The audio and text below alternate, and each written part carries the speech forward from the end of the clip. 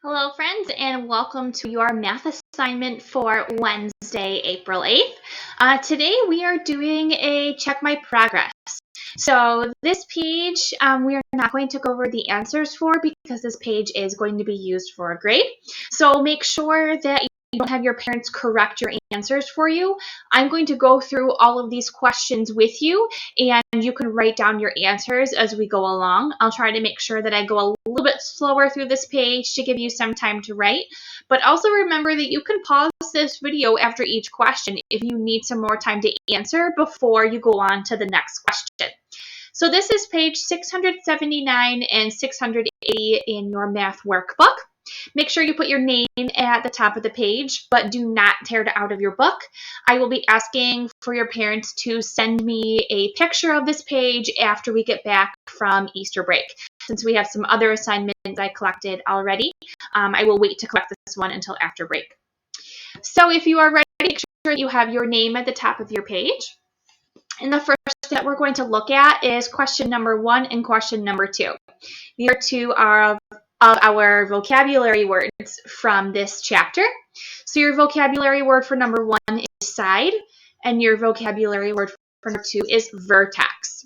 So if you look at your examples, you have arrows that are pointing to those things. So what you need to do for these two questions is to draw lines to match the word to the picture that it is describing. So again, number 1, your word is side. So you're going to draw a picture to the shape that is pointing to a side. And number 2 is vertex. You're going to draw a line to the picture that is pointing to the vertex. Now let's look at number 3, 4, 5, and 6. Your directions for all 4 of these shapes are to write how many sides and vertices each of these shapes have. So for number 3, your shape is a circle. Number 4, your shape is a rectangle. Number 5, your shape is a trapezoid.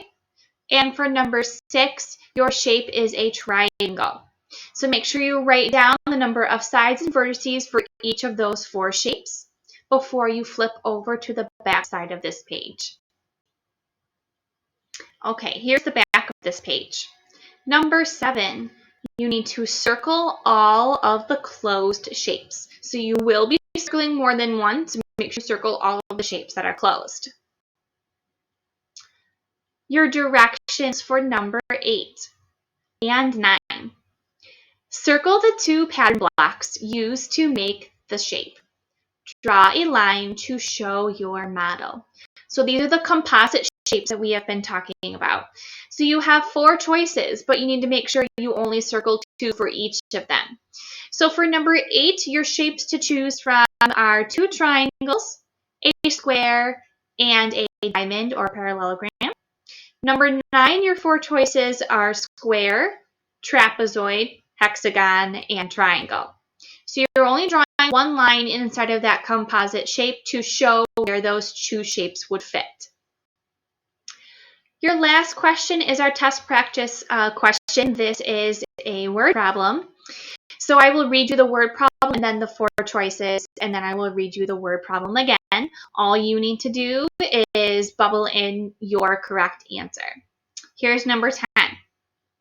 Jane and Reese each have a shape. Jane's shape has no vertices. Reese's shape has 4 vertices that are all the same length. What are the 2 shapes? Here are your 4 choices: rectangle and circle, trapezoid and square, square and rectangle, or circle and square. So again, you're bubbling in the answer that you think is correct. And I will read you the question one more time. Jane and Reese each have a shape. Jane's shape has no vertices. Reese's shape has 4 sides that are all the same length. What are the 2 shapes? So again, make sure you bubble in your correct answer. If you need to go back and replay any part of this video, make sure that you do so. Make sure that you pause the video if you go back and replay it if you need some more time to work. And if you have any questions, please have your parents send me an email. And I hope you all have a great Easter break.